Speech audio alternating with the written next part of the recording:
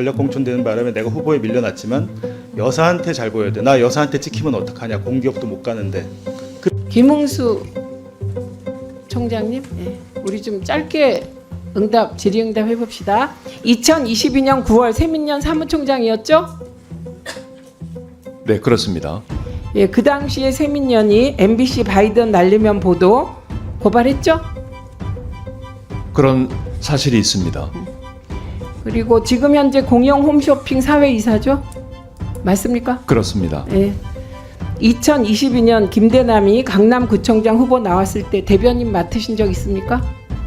그때 맡았습니까? 안 맡았습니까? 맡은 적이 있습니다. 네. 2022년 교육감 선거 때 김대남 씨가 총괄선대본부장 증인이 대변인 한 일이 있습니까? 그런 적이 있습니다. 네, 두 분이 가깝게 느껴지네요. 객관적으로 보기에. 한 가지만 더 묻겠습니다. 민원 내셨죠? 방심위에. 네, 그렇습니다. 예. 그런데 아내, 딸도 같이 똑같은 민원 낸 사실이 있죠? 저희 가족이 함께 공동 참여한 적이 있습니다. 네, 들어가세요. 봉지욱 기자님 나와 주십시오. 이상한 일이 한두 개가 아닌데 김웅수 총장 역시 아내, 딸 등 네 명이 같이 민원을 냈습니다. 이거 혹시 취재하신 적 있습니까? 그러니까 작년 9월 4일 방송 민원도 이제 김웅수 사무총장 일가족이 먼저 냈고요. 9월 23일쯤 통신 민원, 저희 뉴스타파에 대한 처벌을 해달라고 낸 그 통신 민원도 김웅수 사무총장의 일가족이 가장 먼저 냈습니다. 그러니까 사실은 통신 가짜뉴스 신고센터를 유일임 위원장이 만들었는데 현판식이 걸리기 전전날에 어떻게 알고 민원을 냈더라고요. 그리고 제가 알기로 그 유일임 위원장과 김웅수 세민연 사무총장은 KBS 입사 동기로 알고 있습니다. 예. 다시 김웅수 총장님 잠깐만 나와 주실래요? 그 마이크를 좀 주실래요? 안 나오셔도 되는데. 네. 이 자리에서 위증하시면 처벌받습니다. 다시 네네. 고지 드립니다. 네. 예. 민원 내기 전에 네. 류일임 위원장이나 대통령실 관계자, 제가 지칭하는 대통령실 관계자는 김대남 씨입니다. 연락하거나 그 전에 만난 적 있습니까? 정확히 답변하세요. 네. 저는 지금 아니 언제를 지금 네라고 하신 건 무슨 뜻입니까? 시기를 여쭤보고 있던 겁니다. 정확히 제가 언제쯤을 말씀하시는 겁니까? 민원 내기 전에 네. 방심위에 네네. 민원 낸 후 혹은 그 전후에서 류일임 위원장이나 대통령실 관계자, 구체적으로 김대남 등과 연락하거나 만난 사실이 있으십니까? 그런 기억이 없습니다. 네, 안 만나셨어요? 네, 이게 위증하면 처벌받습니다. 들어가십시오. 네네. 네. 지금 봉지욱 기자님, 김웅수 씨가 답변하는 거 들으셨죠? 네. 그 답변 어떻게 생각하십니까? 저희가 뉴스타파 한겨레 비롯한 저희 언론자가 공동 취재단이 계속 취재를 하고 있는데요. 대통령실이 그 MBC 등 비판 언론 단체를 고발 사주한 사실에 이제 김웅수 세민연 사무총장이 연관되어 있고, 그리고 또 그 방심위 유일임 위원장을 비롯한 청구 민원 사건에도 김웅수 세민연 사무총장이 연관돼 있습니다. 그래서 저희는 이 두 사건에 상당한 연관성이 있다고 보고요.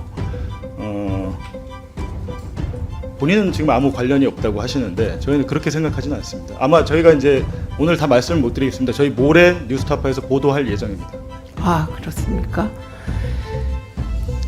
김웅수 총장이 공영 홈쇼핑 사회이사가 됐어요. 이 정부 들어서 이게 특이한 현상 중에 하나는 김건희 여사를 적극 옹호하거나, 예를 들면 가정주부 운운한 분, 그리고 김건희 여사를 무슨 시집 출판 기념회 같은 행사에 초대하거나 이런 분들이 꼭 보상을 받아요. 이 김대남 씨의 경우도 MBC 바이든 날리면 보도 관련하여 고발한 데 대한 대가라는 의구심이 있습니다. 어떻게 생각하십니까?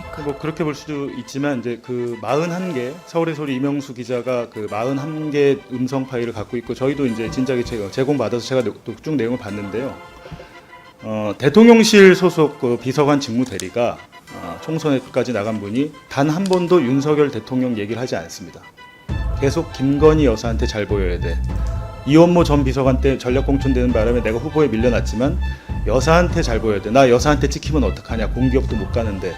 그렇게 얘기하고 결국에는 실제로 그 얘기를 하고 공기업 관련 취업 얘기를 계속하다가 실제로 지난 8월 3일에 서울 보증보험 3억 상임 감사로 갔잖아요. 그때도 그 전에도 이미 계속 여사님 타령을 하고 있거든요. 실질적으로 이제 저는 대통령실의 민낯을 보여준 거다 이렇게 보고 있습니다. 네. 다음으로 권익위 총괄과장 나와 주실래요?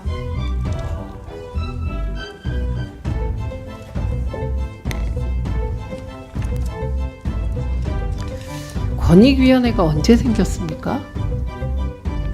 2008년도에 국민고충처리위원회, 국무총리 행정심판위원회, 국가청렴위원회 합쳐져서 권익위원회로 출범했습니다. 그렇죠. 그 국가청렴위원회는 언제 생겼습니까? 부패방지위원회는 언제 생겼습니까? 부패방지위원회가 청렴위원회가 되고 이런 긴 역사가 있죠. 네, 그렇습니다. 예, 이거는 전 국민의 민주화 운동과 민주화 열기로 생긴 기관입니다. 그래서 DJ가 어렵게 해낸 몇 가지가 있습니다. 이 자리에 있는 방송위원회, 이것도 DJ이기 때문에 방송 정책을 무소속 중립기관으로 이관한 것이었고요. 그리고 부패방지위원회가 그때 생깁니다. 그리고 그것이 계속 발전되고 확대돼서 권익위원회로 통합된 것이죠. 네. 그러니까 권익위원회의 존재 이유가 분명하다는 말씀을 드리는 겁니다. 다른 모든 기관이 권력에 봉사하고 충성하고 기준과 잣대를 흐트러뜨려도 권익위만은 그러면 안 되죠. 그거를 그 기관에서 몸소 실천한 분이 계셨잖아요. 디올백 사건의 잘못된 처리에 저항하다가 극단적인 선택을 한 분이 계시잖아요. 저는 그 희생이 그냥 있었던 거라고 안 봅니다. 권익위를 지키려는 희생이라고 생각합니다.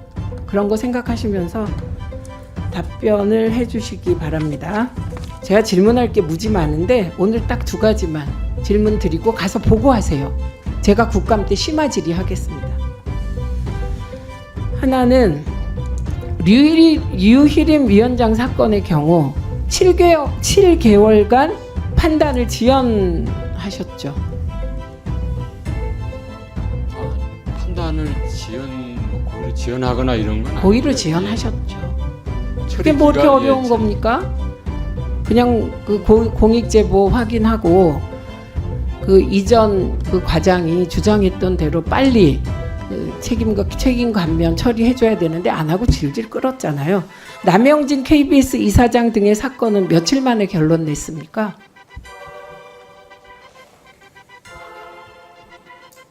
며칠 만에 결론 내셨어요? 제가 자료를 좀 보겠습니다. 네. 그거 누군가 기록하시고요. 또 하나 물어볼게요. 9월 14일 장경식 단장이 유일임 위원장에게 청부 민원 관련 동생이 민원을 넣은 것 같다. 이런 보고를 했다고 주장하는 쪽이 있고 본인은 부인합니다. 이거 수사하면 밝혀지겠죠. 언젠가 수사는 꼭 됩니다. 장경식 단장 조사했습니까? 저희 이해충돌 아니 그냥 조사했습니까? 안 했습니까? 권익위가? 사실관계 확인한 다음에 저희가 이제 전원의 의결로 처리한 건 맞습니다. 아니요. 장경식 단장 조사했냐고요. 그 조사라는 게 뭐 어떤 범인지 모르겠는데 어쨌든 신고 내용을 저희 법에 따라서 아니요. 신고 내용 장경식 확인해서요. 단장 조사했냐고요. 뭐 그거 그렇게 어렵습니다. 좀 답답해. 1분 더 주세요. 조사했습니까? 안 했습니까? 장경식 단장 권익위 조사 받았어요? 안 받았어요? 받았습니다. 어떤 형식으로 받았습니까? 서면 아니면 직접 대면 조사? 그 대면도 있었고요. 이렇게 서면으로 이렇게 제출한 것도 있었어요. 네. 그 다음에 9월 27일 이거 나중에 심화로 질문할 거라고 미리 알려드리는 거예요. 깜짝 질문 같은 거 하지 않습니까? 이건 그런 사안이 아니에요. 9월 27일 방심위 내부에 류희림 위원장은 왜 이해충돌 관련하여 그 조치 취하지 않냐는 글 올라온 사실이 있습니다. 이와 관련하여 부속실장 개입 여부 조사했습니까? 안 했습니까? 그 개별 신고 사건의 조사 대상이나 범위 이런 부분에 대해서는 저희가 아이, 그러시지 말고요. 그게 말이 됩니까? 지금? 말씀드리기가 어려운 점을 양해해 주시면 감사드리겠습니다. 양해 못 하겠는데요. 이게 양해할 일입니까? 예. 제가 뿐만 아니라 몇 가지 쟁점 아주 사전에 질의서를 드리겠습니다. 그러니까 권익위원장 국감 출석하셨을 때 답변을 다 준비해 주세요. 예. 그래서 무슨 깜짝 질문에서 당황하게 하거나 이런 거 아니고요. 내용에 대해서 심도 깊게 토론하겠습니다. 네, 보고 드리겠습니다. 네. 자, 여기서부터 잠시만 주목해 주시기 바랍니다. 제가 구독자분들을 위해서 깜짝 선물을 하나 준비했습니다. 제가 항상 여러분들께 뭐라고 말씀드렸나요? 뉴스만 평소에 잘 챙겨보셔도 돈이 된다, 돈을 벌 수 있다고 말씀드렸는데요. 자, 여기 보이는 각종 뉴스, 코로나, 러시아 우크라이나의 전쟁, 엔비디아의 실적, 트럼프와 김정은의 관계 등등 이러한 뉴스를 보게 되면 여러분들은 어떤 생각이 드시나요? 그냥 뉴스만 보고 끝내는지, 아니면 이 뉴스를 어떻게 이용할 수 있는지 이 부분을 고민하고 계시는지를 되물어보고 싶습니다. 그 이유가 뭐냐 하면 제가 지난 1월 여러분들께 뭐라고 말씀드렸나요? 지금은 반도체 산업에 관심을 가져야 한다. 뉴스만 보고 그냥 넘기지 마시고 한번 투자 쪽으로 고민해 보셔야 한다라고 말씀을 드렸습니다. 그리고 나서 이런 썸네일을 유튜브나 뉴스를 통해서 많이 보셨을 텐데요. 이런 반도체 산업이 이슈가 되었을 때 부자들은 어떻게 생각한다고 했나요? 반도체와 관련된 투자 수단은 뭐가 있는지, 어떤 주식이 가장 좋은지, 어디에 투자해야 돈이 몰리는지 자연스럽게 생각한다고 제가 말씀드렸죠. 그 이유가 부자들이 봤을 땐 이슈가 돈으로 이어지고 그 이슈가 나에게 돈을 벌어준다는 경험적 확신이 있기 때문에 부자들은 항상 이런 사회적 이슈와 돈의 흐름을 관심 있게 쳐다본다고 제가 말씀드렸는데요. 이번에도 마찬가지입니다. 제가 지난번에 시청자분들과 함께하는 주식으로 수익 내기 이벤트를 진행했었는데요. 당연히 100% 무료로 진행되었고, 자, 여기 보시면 아시겠지만 제가 지난번에도 저한테 구독이라는 문자를 보내주신 모든 시청자분들께 이렇게 반도체 관련주 중에 많은 종목이 아니라 가장 급등할 확률이 높은 딱 한 종목, 한미반도체 딱 한 종목만을 추천드렸어요. 그러면서 여기 나와 있는 대로 정확히 얼마에 매수해야 하는지, 수익률이 얼마가 나왔을 때 팔아야 할지 정확히 말씀드렸는데, 자, 지금 실제로 어떻게 되었나요? 오른쪽을 보시면 아시겠지만 제가 1월에 문자로 이 한미반도체를 소개해드리고 나서 실제 3배 이상의 급등이 나왔죠. 그래서 당시에도 굉장히 많은 분들이 제가 드린 이 종목으로 수익을 크게 내실 수 있었는데요. 다시 한번 수익 축하드리고 이번에도 마찬가지입니다.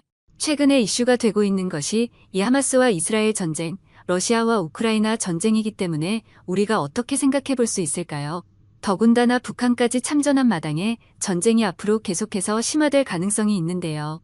더욱이 중국 또한 대만에 대한 전쟁 압박 수위를 높여가고 있어 전 세계가 혼란스러운 상황입니다. 이렇게 전쟁이 계속해서 심화되면 피해가 커지기 때문에 전쟁에 필요한 군수물자, 의료 지원 물품들이 실제로 더 많이 필요할 수밖에 없는데요. 그럼 그 중에서 실제 전쟁의 여러 물자들을 지원해본 경험이 있고 건설, 의료 수준이 높은 우리나라 기업들 중에 한 곳이 가장 크게 부각받을 수밖에 없는 것이고 당연히 우리가 이쪽으로 생각해야 된다는 겁니다. 자, 그렇기 때문에 제가 이번에도 뭘 보내드린다고요? 지난번과 마찬가지로 지원이라는 문자를 보내주시면 제가 전쟁 물자 지원 관련주 중에 앞으로 대장주 역할을 하면서 주가가 가장 크게 급등할 종목을 구독자분들에게 문자로 종목명과 사고 파는 시점을 모두 알려드릴 거예요. 그래서 여러분들이 주식으로 돈 버는 연습을 한번 해보시라 이렇게 말씀을 드리고 혹시라도 나는 주식을 하지 않는다 라고 하시는 분들은 주변에 주식하시는 분들께 추천해 주셔도 되고 연세가 있으신 분들은 자녀분들에게 한번 이걸로 수익을 내보라고 이렇게 조언해 줄 수도 있으시겠지요. 그래서 지금 이 영상을 보시는 시청자분들 중에 나도 이번 종목이 궁금하다 하시는 분들은 누구나 상관없이 어느 시간대나 상관없이 부담 없이 이렇게 위쪽 상단에 제 번호 남겨두고 있습니다. 저의 개인 번호 010-2803-3347 남겨놨고요. 지난번처럼 지원이라고 보내주시면 제가 이번에도 똑같이 무료 추천급 등주 문자를 보내드리겠습니다. 그래서 제 번호 010-2803-3347로 문자 보내주시면 여러분들이 직접 이수를 통해서 돈 버는 연습을 해보실 수 있는 것이고, 제가 돈을 받는 것도 투자를 대신 해드리는 것도 아니니까 부담 없이 신청해 주시면 되는 겁니다. 그리고 수익이 나면 저는 다른 것은 바라지 않습니다. 제 채널에 좋아요, 구독 한 번씩만 눌러주시라 이렇게 다시 한번 말씀드리겠습니다.